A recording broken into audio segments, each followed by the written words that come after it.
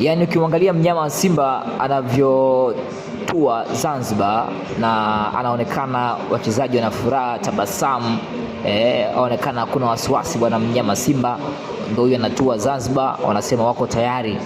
Mechi hata wangesema Pakistan wao wangecheza tu, na hii inanionyesha wazi kabisa mnyama Simba anahitaji hizo alama tatu.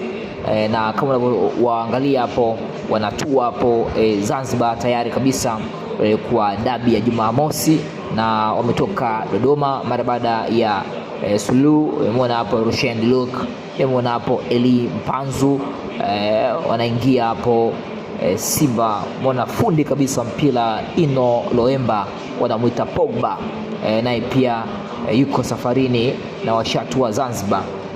Hao ndo Simba Sports Club. Morris Abraham nilikuwa namuulizia, huyu hapo namtazama vizuri kabisa. Kwa hiyo mnyama Simba kasema anahitaji alama tatu tu, na tarehe 2 wamesema tu waulize. Mara Yanga alisema atampiga chuma 5, Simba sema tarehe 2 tu waulize.